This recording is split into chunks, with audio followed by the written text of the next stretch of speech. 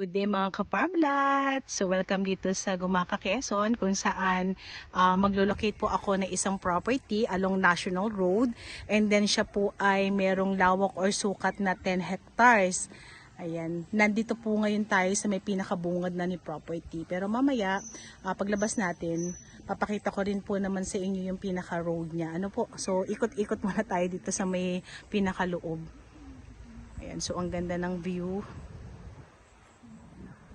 Medyo mataas po ito ng konti dun sa pinaka road po natin dun sa National Road. Ano po? So medyo elevated po tayo ng konti.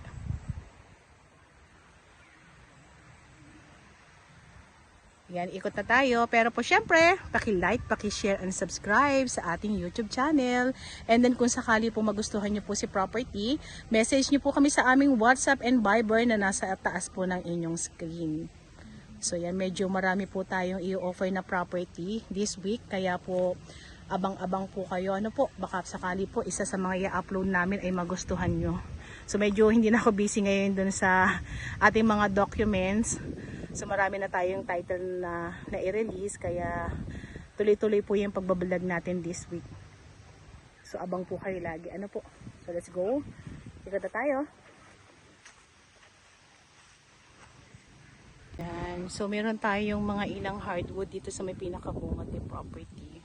Ito, hindi ako familiar.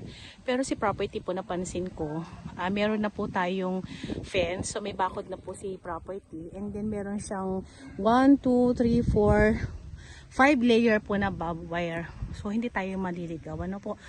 Kung mapapansin po niyo yung niyugan na yan, so, hindi na po yan kasali dun sa 10 hectares. Bali, ito pong bakod na to, hanggang dyan lang po tayo. Ang laking puno nito. Hindi ko alam kung anong puno to.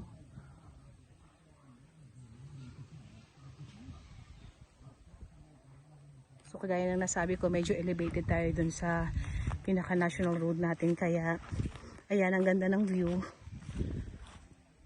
Tanaw natin yung ibang farmlot dito. Meron tayong isang malaking puno ng santol. And then may mga dalong yan dun sa banda dun.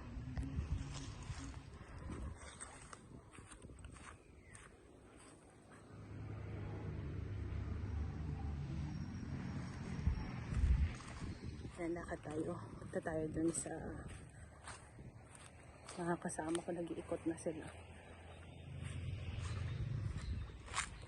Medyo natabunan ng damo yung ating bakod.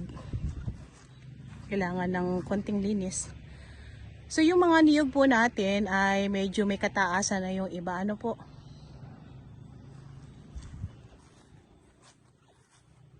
Ayan, may puno ng santol na naman dito. And then may mangga tayo.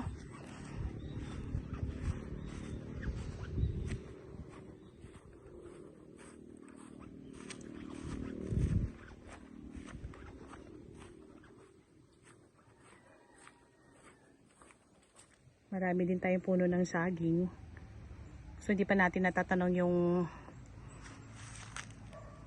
may-ari kung ilan yung nakapaloob na niyog dito. Pero mamaya tatanungin natin para at least may idea tayo.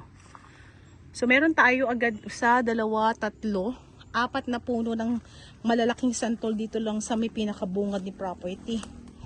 Ang lalaki niya as in. Lalo naman itong mangga na to. Ang laki.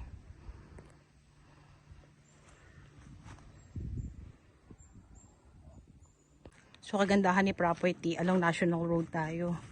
So pagbaba nyo ng sasakyan, yan, property na agad.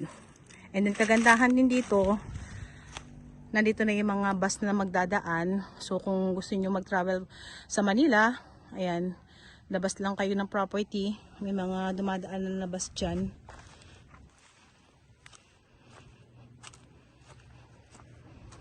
At ito po ay nasa 4 kilometers away from town proper po ng Gumaka. Ano po?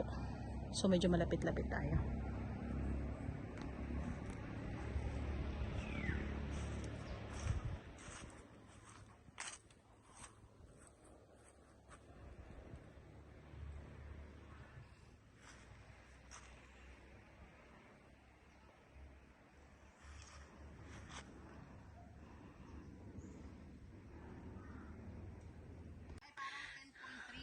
10.3. So in total po pala yung sukat ng ating property is 10.3 hectares. Ganda, no?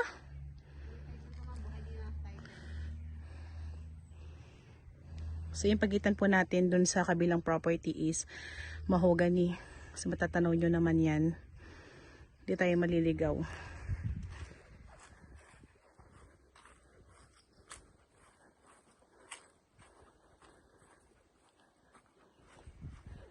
So habang binabaybay natin yung property, papasok, mas lalong gumaganda yung view.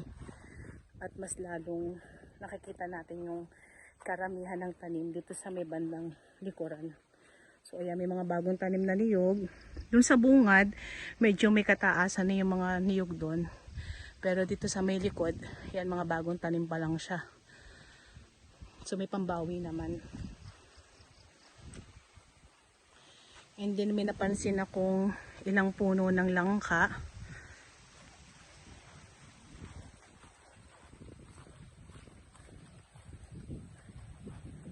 Ang ganda.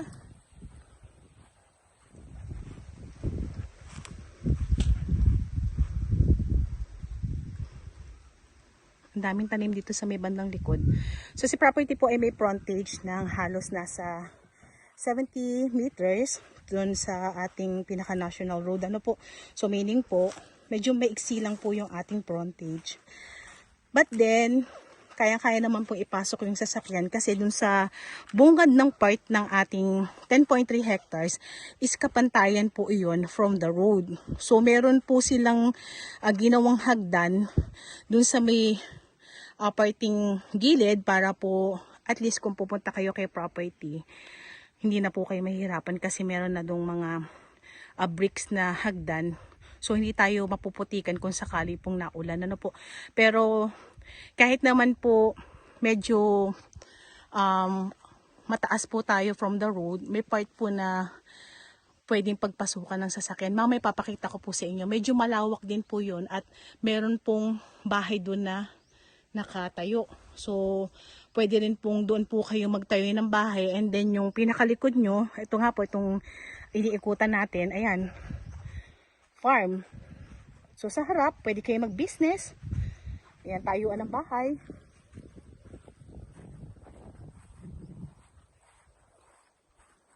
Ang ganda! So, kompleto rin po ang ating property ha, mula sa source ng kuryente. So, nasa National Road yung ating poste. Meron din dito sa loob. And then, meron tayong source ng tubig. Mamaya pupuntahan natin. Meron daw sapa dito. Meron din tayong signal ng phone.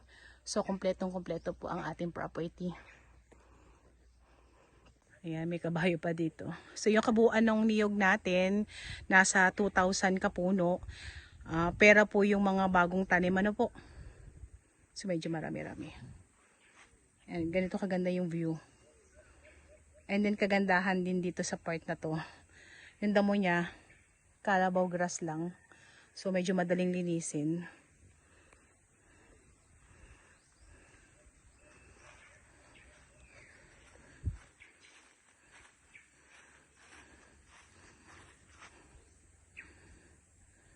Ayan, so ikot pa rin tayo.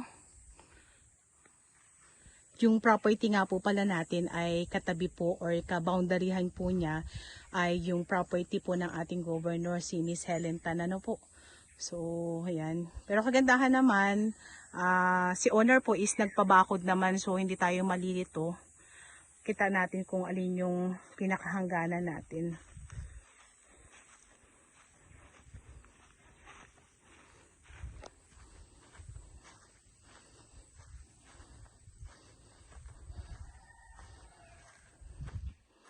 Ang ganda.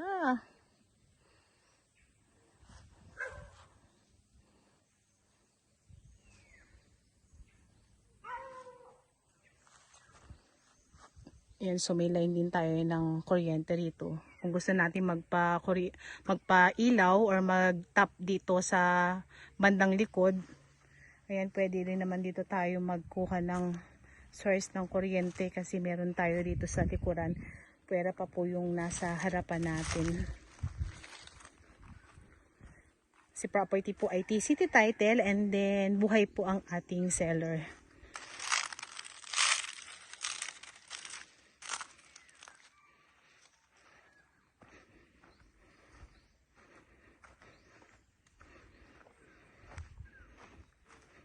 Sa dami ng niyog, sulit na sulit ka. So kung mapapansin po natin, marami tayong puno ng anahaw po yata yung tawag dyan. Ayan. So yan po ay nabibili.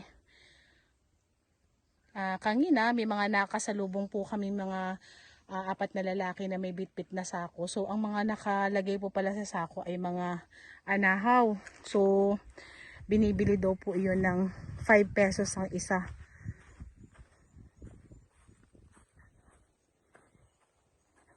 Lalapitan natin yung pinakabakod.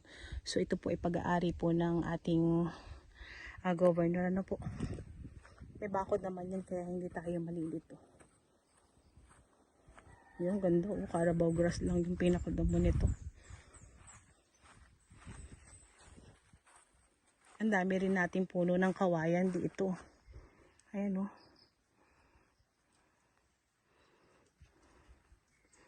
Lalapitan natin yung kasama na kulungan ng baboy dito sa property. Uy, may puno ng mangga tayo. Dalawang malaki. Tapit tayo dun.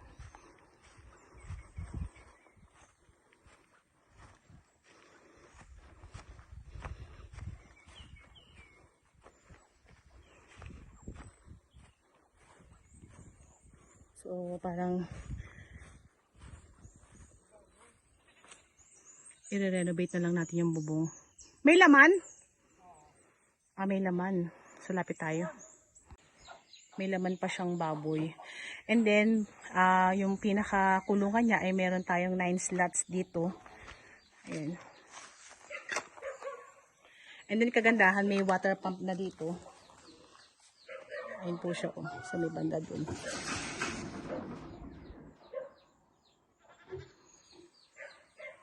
Yan, pwede mag-alaga ng baboy dito.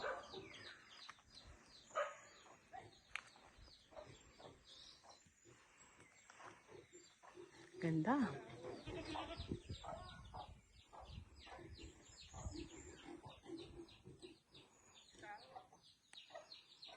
Yan, so lapit tayo dun sa ating source ng tubig. Ayan, ito po.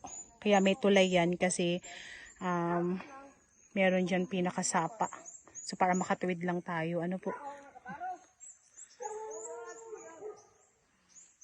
Ayan, ikot pa rin tayo. Dito sa part na to kung saan nandito yung ating tenant. Diyan nakatira. Pero kausap naman namin siya. Ayan po siya, Ayan, naka-blue na yan. So, alam naman po niyang binibenta. And then, may usap na rin naman po sila ng ating seller.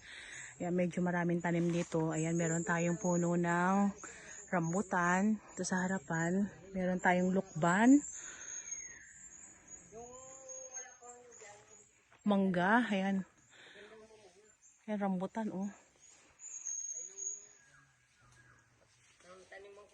Ito, suha. And then, kasama pa rin po yung niyugan po na yan. Ano po? Kasama pa po yan. Mamaya pupunta tayo dyan. Pero dito muna tayo ikot.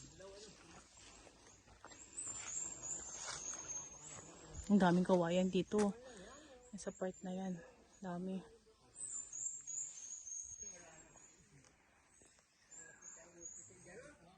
Mahan tayo ng ating guide dun sa part ng rambutanan. Ayan, may puno tayo ng guyabano.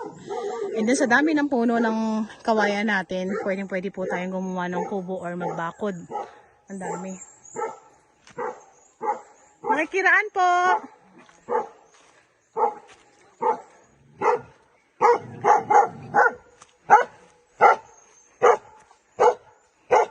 Ayan, so nagtatanong kami dun sa may nagtanim ng rambutan kung ilan.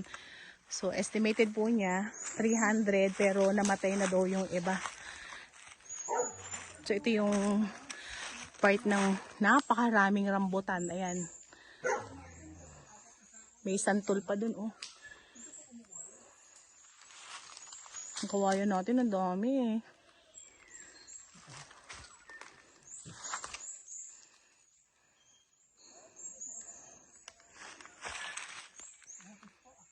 Ayan. So bukod dun sa mga nakatanim na rambutan dito sa may part ng likod, sabi po ng ating tenant, nakausap nga po natin kanina, marami rin po ritong puno ng mahogany. Ayan po, oh, naghilera siya. Ang dami.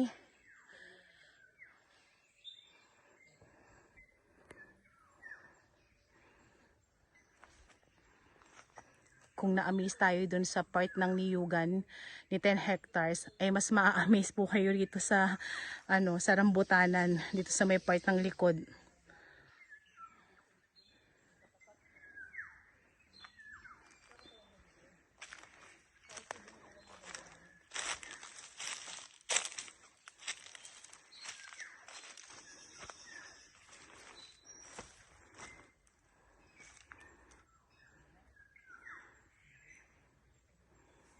Ikot pa rin tayo. Bali, tinatansya po kasi namin yung part ng rambutanan kung ilang hectares o ano yung nasukat na lawak nung pinagtaniman po ng mga rambutan. So I think itong part na to na puno ng rambutan, puno ng mahogany is nasa 1 hektarya.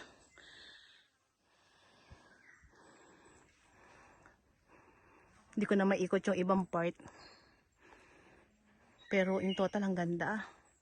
And then yung niyog natin, kanina ini-interview ko si tatay, yung nag-aani ng niyog. Last time daw po na nag-ani sila, naka 7,000 kabuo sila. So not bad. Ang dami na nun.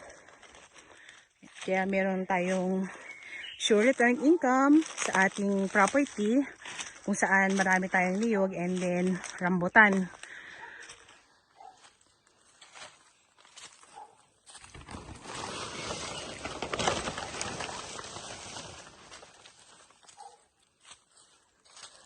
Yan, hindi tayo maliligaw. Ano po, naka-fence din yung part na to. So yung kabila, di na natin sakop. And then kagandahan din, naghilera po sila ng mga puno ng mahogany para talagang kitang-kita natin yung boundary natin to another property.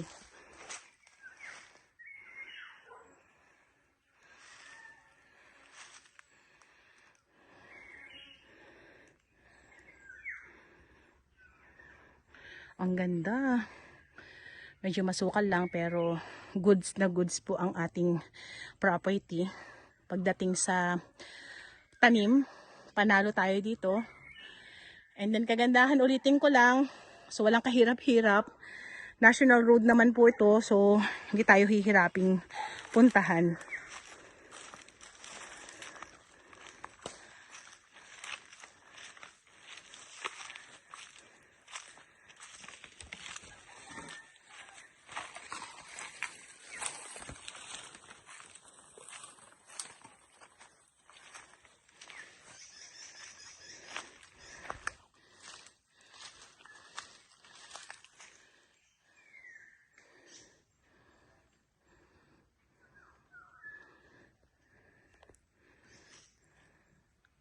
So ikot pa rin tayo.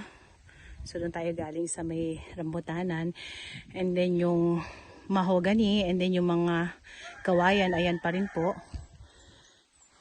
So ito yung kulungan ng ating baboy. So dati daw po itong bakahan.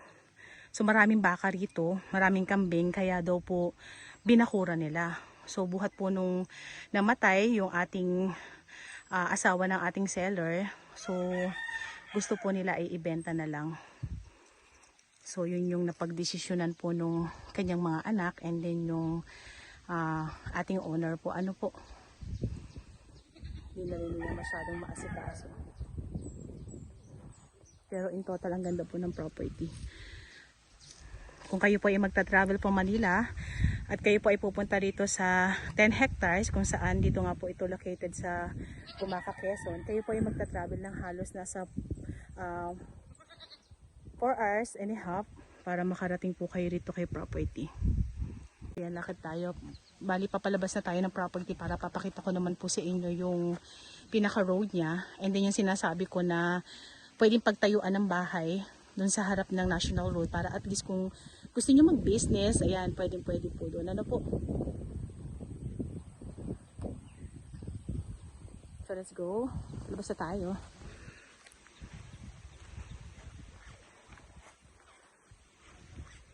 Dagdag details lang. Kung mapapansin nyo, medyo inihingal ako magsalita. Ano po? Si property po kasi ay semi-slope.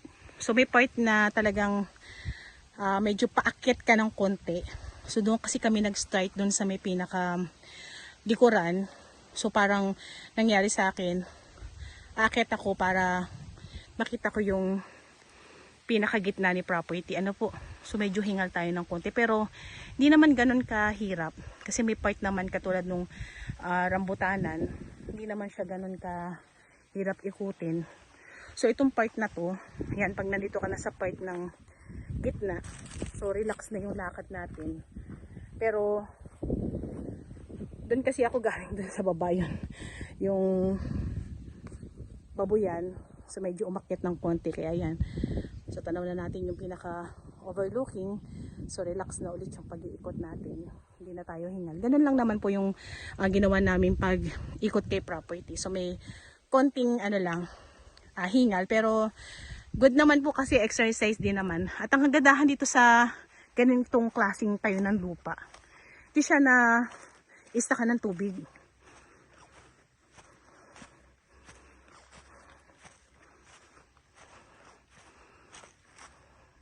Yan, papalabas na tayo kay property para pakita ko naman po sa inyo yung pinakaharap ni property kung saan tabi nga po tayo ng ating pinaka national road.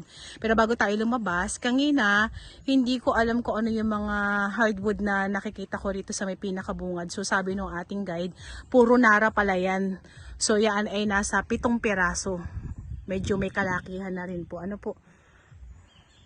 And then yung lupa natin, yung pinakatayo ng lupa ng ating 10.3 hectares is 100% semi-slope. So may advice ko pa rin naman po ito sa ating mga may edad na buyers. So caring-carry pa rin naman siyang ikutin. Dito pa lang sa bungad kung mapapansin natin. So pantay, and then medyo bumaba po ng konti. Ano po? And then kung mapapansin niyo yon, medyo mataas, and then baba, tapos pantay ulit, and then pababa ulit. So ganun lang naman po yung pinaka itsura nung tayo ng lupa ni 10.3. Para at least kung hindi man po kayo mapunta dito sa video pa lang, alam po nyo na kung ano po yung pinaka status po nung kalupaan. So iba po kasi sa video, pansin nila medyo flat, pero sa reality po is medyo slow po siya or paalon po. Ano po? So binibigay ko yung pinaka reality po nung ating lupa. So ulitin ko lang po, kung kayo po ay manggagaling from Manila at kung kayo po ay pupunta rito sa ating property, kayo po ay magta-travel ng halos nasa 4.5 hours lang naman.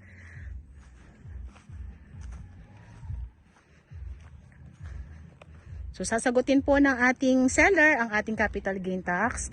And then the rest po like deed of sale, and then yung ating transfer is ang ating buyer na po ang sasagot. So pwede pa rin naman po kayong hindi na magpa-relocate kasi katunayan nga po ito po ay nasukat na, so bakod na. Kaya po pwede na po tayo hindi magpasukat.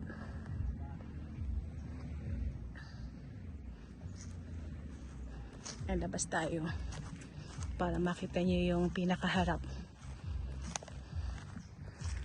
Kung meron man po akong hindi nabanggit about this property, meron po kami description box sa baba, so pakiclick na lang din po iyon.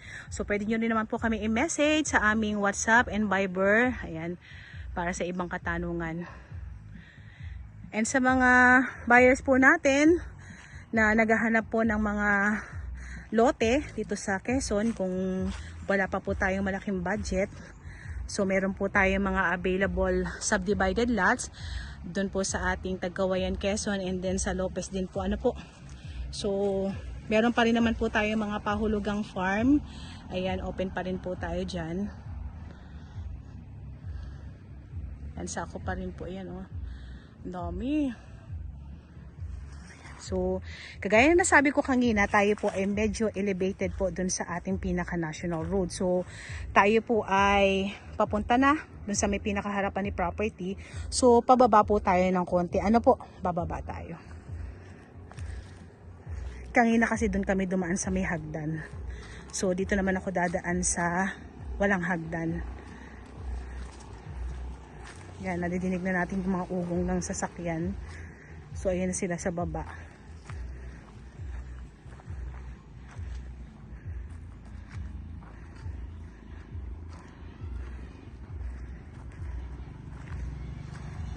Ayan, nandito tayo sa may pinaka unahan ni property kung saan makikita nyo na po yung ating pinaka national road. Ayan na, yung daan na yan. And then ito yung sinasabi ko po sa inyo na bakod na siya, and then yung kabilang part is pag-aari na po ni Governor Helen Tanan na po. Ayan po, so yung kabila na yan, bakod na po yan. So dito nagtayo ng kubo yung ating seller. So pahingahan lang naman nila yan.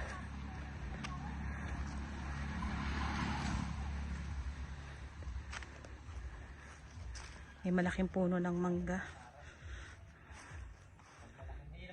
So take note po, tayo po ay national road. So dito ako makyat papunta doon kay property, pero merong isang daan dito pag ganyan, may hagdan na po yan na bato. So pinalagyan nila ng hagdan na bato. Yan, isang magandang property na naman yung na-visit natin for today. So avail na po kayo mga ka-farmdot.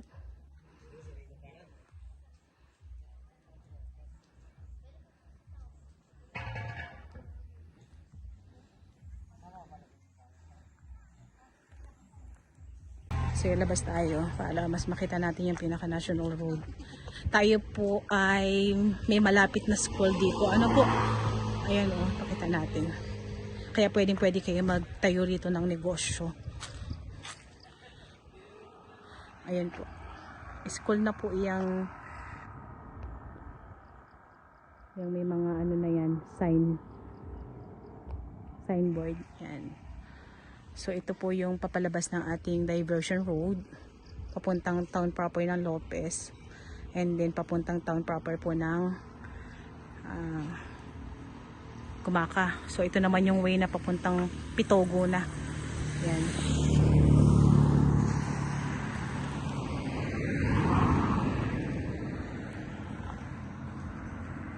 Yan, pwede magtayo ng tindahan dito. Oh. Bali ito po yung pinakabakod, and then ito na po yung pinaka-property. Yan.